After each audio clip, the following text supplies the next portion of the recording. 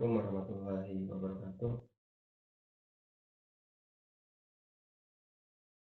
Untuk pertemuan yang kedua ini masih melanjutkan atau berhubungan dengan pertemuan yang pertama, yaitu mengidentifikasi pokok-pokok isi di dalam teks hikayat, di mana di pertemuan yang pertama kita sudah membahas tentang strukturnya, maka di pertemuan yang kedua ini kita akan membahas unsur intrinsik dan ekstrinsik di dalam teks hikayat.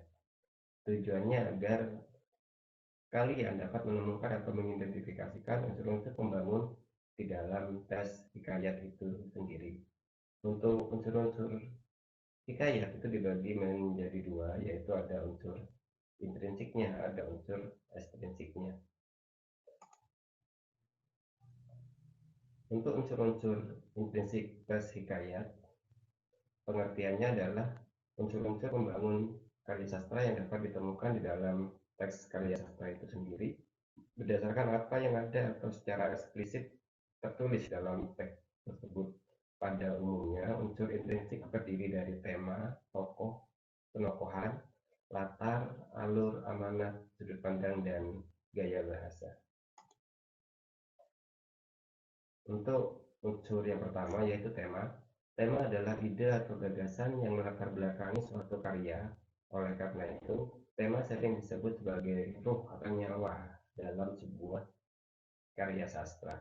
Tema memiliki sifat umum yang diambil dari permasalahan yang ada di masyarakat, lingkungan, pengalaman hidup penulis, sejarah, pendidikan, persahabatan, dan lain sebagainya. Jadi untuk menemukan sebuah tema, kita harus bisa memahami keseluruhan teks hikayat itu sendiri. Jadi judul dengan tema itu berbeda. Untuk yang selanjutnya ada tokoh dan penokohan. Tokoh dan penokohan sebenarnya saling berkaitan. Tokoh itu pelakunya, penokohan itu sifat atau wataknya. Untuk pengertiannya sendiri, tokoh adalah individu ciptaan atau rekaan pengarang yang mengalami berbagai peristiwa dalam cerita. Pada umumnya, tokoh berwujud manusia dapat pula berwujud binatang atau benda yang diinsankan. Jadi di sini dijelaskan bahwa seperti di teks cerita, tokoh itu dibagi menjadi tiga, bisa manusia, bisa binatang, atau benda. Jadi tidak selalu manusia. Benda yang diinsankan itu maksudnya benda yang memiliki sifat manusia, sifat seperti manusia itu benda yang diinsankan. Sedangkan Aminuddin berpendapat tokoh adalah pelaku yang mengemban peristiwa dalam cerita. Sedangkan cara menampilkan tokoh atau pelaku itu disebut dengan penokohan. Terdapat jenis tokoh yang ada di dalam cerita. Yang pertama adalah protagonis, tokoh yang menjadi aktor atau pemeran utama dalam cerita yang mempunyai sifat baik, itu pengertian dari protagonis. Kemudian yang kedua ada antagonis, kebalikannya dari protagonis sebenarnya, tokoh atau pemeran utama yang menjadi lawan dari tokoh protagonis. Tokoh antagonis mempunyai watak yang negatif seperti iri, sombong, dengki, angkuh, dan lain sebagainya. Untuk yang ketiga ada tritagonis, tokoh yang menjadi penengah antara protagonis dan antagonis.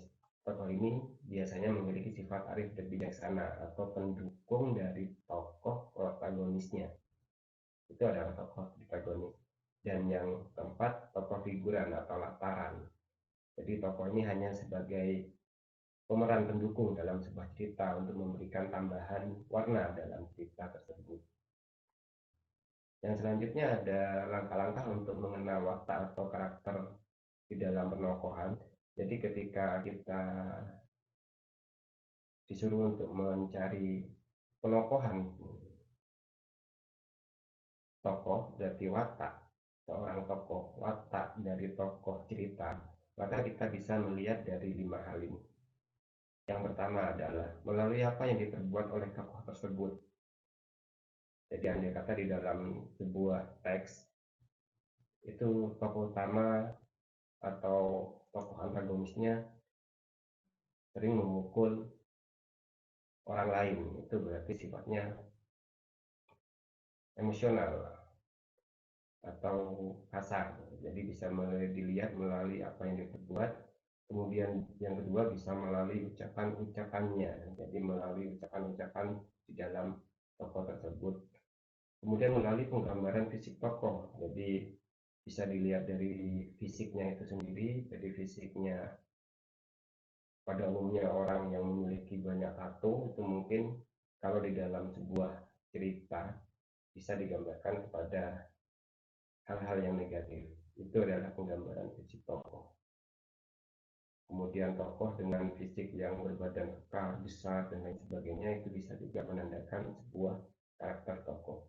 Kemudian yang keempat melalui jalan pikirannya, dan yang kelima adalah melalui penerangan langsung. Jadi di sana itu langsung dituliskan sifat-sifat tokoh utamanya. Itu adalah langkah-langkah untuk mengenal watak atau karakter tokoh di dalam sebuah cerita. Kemudian yang selanjutnya ada latar. Latar adalah segala keterangan, petunjuk, atau pengajuan yang berkaitan dengan waktu, ruang, dan suasana. Jadi latar dibagi menjadi tiga, ada latar tempat, latar waktu, latar suasana. Untuk mencari sebuah latar itu ada dua kata kunci, yaitu di mana yang berbicara, bukan di mana yang dibicarakan, siapa yang berbicara, bukan siapa yang dibicarakan. Jadi untuk mengetahui latar tokoh itu ada di mana, kita harus menggunakan dua kata kunci tersebut. Jadi saya ulang, itu kata kuncinya adalah di mana yang berbicara, bukan di mana yang dibicarakan. Siapa yang berbicara, bukan siapa yang dibicarakan. Itu untuk mencari latar. Kemudian pembagian latar yang pertama adalah latar tempat. Latar tempat mengacu pada lokasi terjadinya peristiwa yang diceritakan dalam sebuah karya fiksi atau non-fiksi, jadi karya sastra. Unsur tempat yang digunakan mungkin berupa tempat-tempat dengan nama tertentu serta inisial tertentu. Jadi latar tempat itu hubungannya dengan tempat, jadi gampang mencarinya. Kemudian latar waktu berhubungan dengan masalah kapan terjadinya peristiwa-peristiwa yang diceritakan dalam sebuah karya sastra. Masalah kapan tersebut biasanya dihubungkan dengan waktu, jadi pada sore hari datanglah temanku, jadi ada latar waktunya, itu yang disebut dengan latar waktu. Ada latar suasana berhubungan dengan psikologis tokoh, biasanya ada pada tokoh utamanya, yaitu ketika saat sedih, gembira, lelah, dan lain sebagainya, itu adalah latar suasana. Dan yang selanjutnya adalah alur. Alur adalah urutan atau rangkaian peristiwa dalam cerita rekaan. Urutan peristiwa dapat tersusun berdasarkan beberapa pendapat, yaitu yang pertama alur maju. Alur maju disebut juga alur kronologis, alur lurus, atau alur progresif. Maksudnya alur maju adalah peristiwa-peristiwa yang ditampilkan secara kronologis maju untuk dari tahap awal, tengah, hingga akhir. Maksudnya alur maju itu dimulai dari perkenalan, kemudian pengungkapan peristiwa menuju konflik dan penyelesaian, jadi runtut. Kemudian ada alur mundur. Alur mundur disebut juga alur tidak kronologis, torot balik, regresif, atau flashback. Peristiwa-peristiwa ditampilkan dari tahap akhir atau tengah dan baru kemudian tahap awalnya. Itu adalah alur mundur. Kemudian ada alur campuran. Alur campuran merupakan alur yang dimulai dari awal masa sekarang, masa lalu, kembali ke masa sekarang, kemudian ke masa depan. Jadi alur campuran ini perpaduan antara alur maju dan alur mundur. Itu untuk kriteria dari urutan waktu tentang alur. Dan yang selanjutnya adalah amanat. Amanat adalah pesan moral atau pelajaran yang bisa diambil, yang bisa dipetik dari sebuah cerita. Pesan moral biasanya disampaikan tidak tertulis secara langsung dalam cerita, tetapi disampaikan secara tersirat dan bergantung bagaimana seorang pembaca memahaminya. Itu adalah amanat. Untuk unsur yang selanjutnya ya ada sudut pandang. Sudut pandang dibagi menjadi dua, yaitu sudut pandang orang pertama dan sudut pandang orang ketiga. Untuk sudut pandang orang pertama adalah cara bercerita di mana pengarang terlibat langsung mengalami peristiwa-peristiwa cerita. Sudut pandang ini biasanya menggunakan kata ganti aku, saya, hamba, daku, dan lain sebagainya. Dalam hal ini, pengarang seakan-akan terlibat dalam cerita dan bertindak sebagai tokoh cerita atau tokoh sentralnya. Jadi sudut pandang orang pertama menggunakan persona pertama. Persona pertama itu menggunakan kata-kata ganti seperti aku, saya, hamba, dan daku. Itu yang dimaksud dengan sudut pandang orang pertama.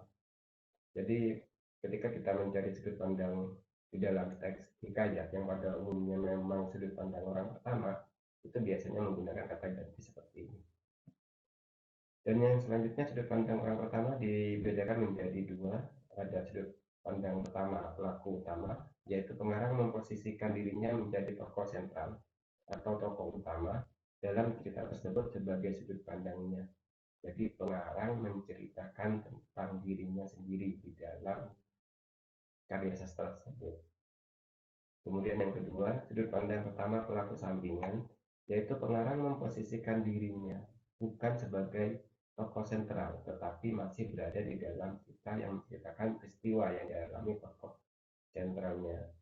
Ini maksudnya pengarang masih menggunakan kata ganti aku, saya, hamba, dakul, tetapi tidak menceritakan dirinya sendiri. Yang diceritakan adalah orang lain. Ketika aku melihat seorang pengemis di samping lampu merah, dia menggunakan baju yang compang-camping. Jadi pengarang menggunakan kata aku, tetapi yang diceritakan adalah pengemis itu. Itu yang dimaksud dengan sudut pandang pertama, pelakunya sampingan. Untuk yang selanjutnya ada sudut pandang orang ketiga.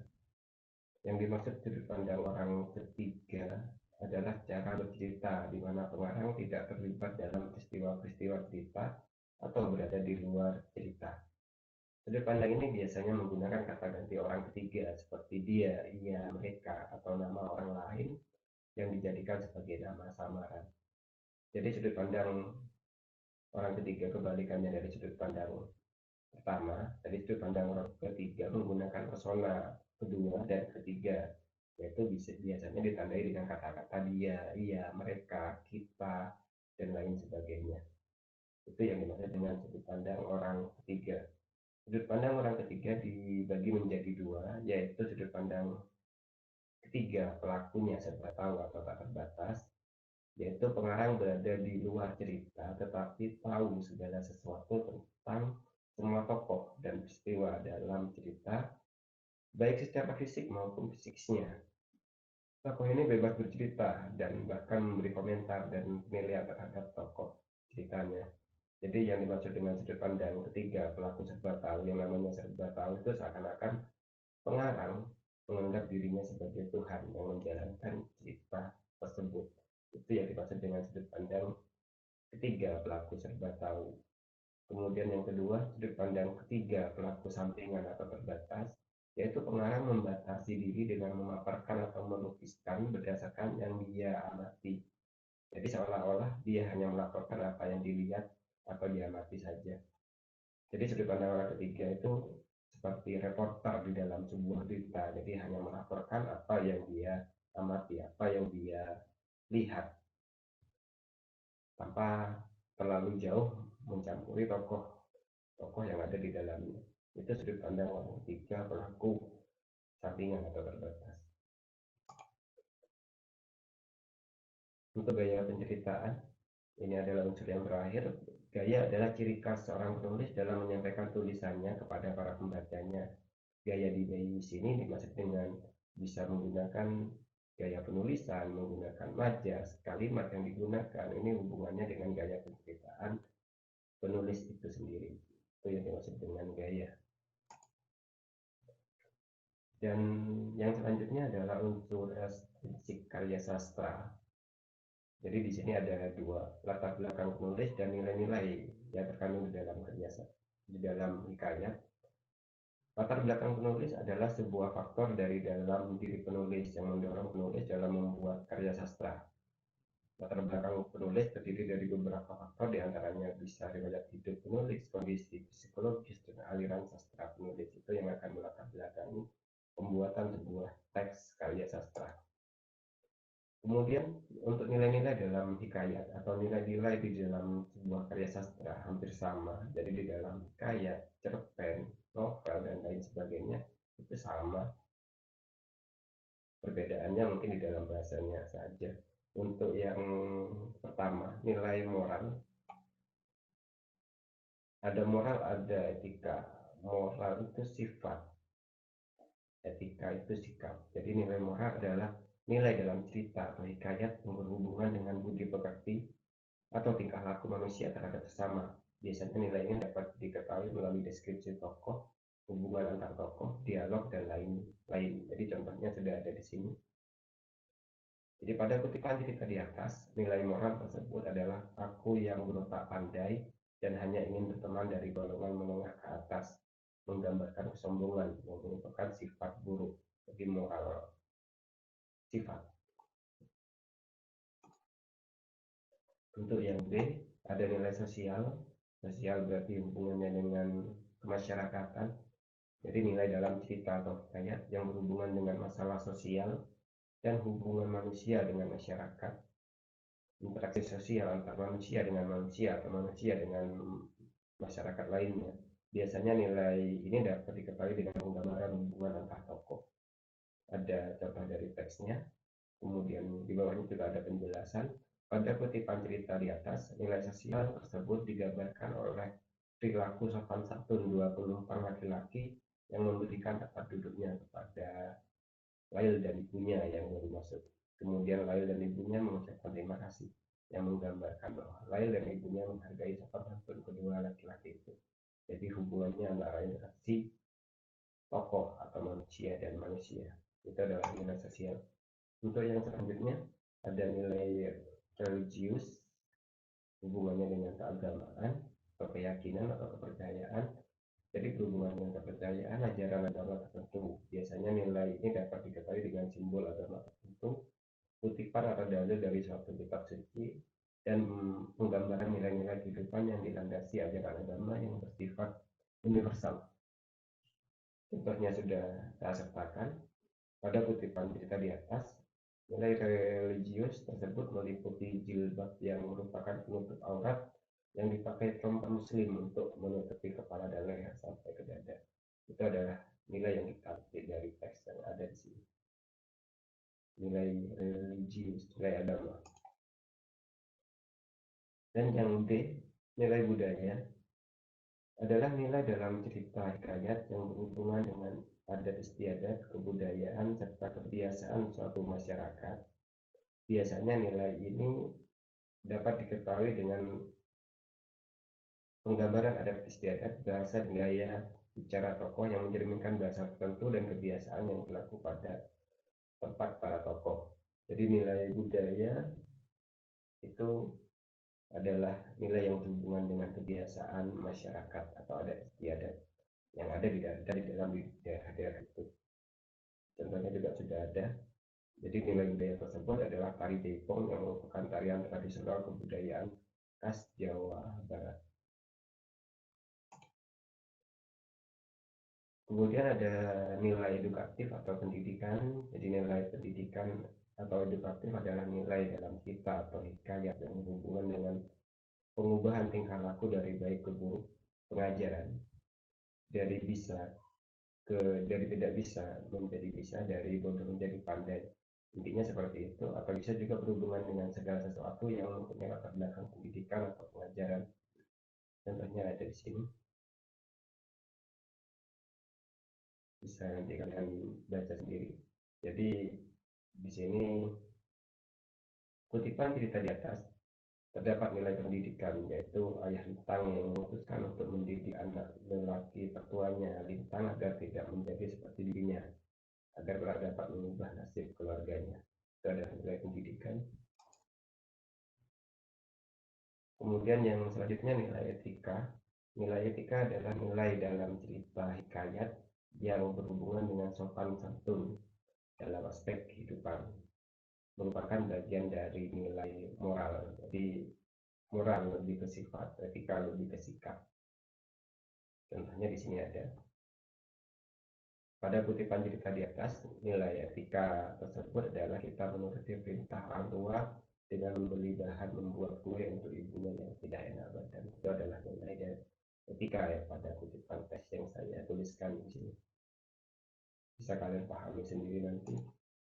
Dan yang selanjutnya untuk tugasnya masih berhubungan dengan teks yang kemarin. Jadi teksnya kalian sudah memiliki, yaitu teks hikayat Bunga Kemuning.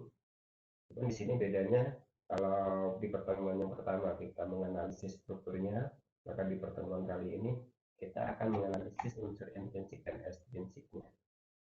Jadi itu yang kita kerjakan untuk pertemuan kali ini. Kerjakannya bisa di buku atau diketik, sama tadi nama dan kelas di pojok kanan atas, kumpulkan ke masing-masing guru pengajar. Untuk formatnya, jadi kalau kalian bingung menulis formatnya seperti apa, kalian bisa melihat format yang ada di sini. Jadi di sini ada unsur intrinsik, temanya apa, penjelasannya bisa kalian menjelaskan menggunakan bahasa sendiri atau langsung memberi kutipan di dalam teksnya. Kemudian tokoh bisa kalian jelaskan siapa protagonisnya, antagonisnya, dan lain sebagainya.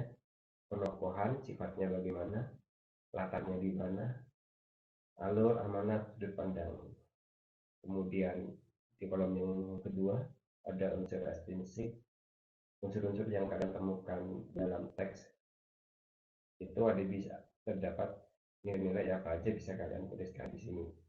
Dikasih penjelasan atau kutipan dalam teks langsung dimasukkan di dalam kolom ini.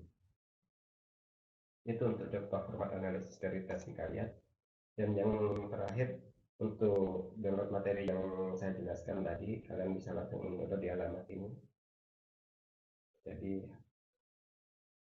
link ringkasan hikayat kedua sebagai bahan pelajarannya. Baiklah, cukup sekian pertemuan kita. Saya ucapkan wassalamualaikum warahmatullahi wabarakatuh.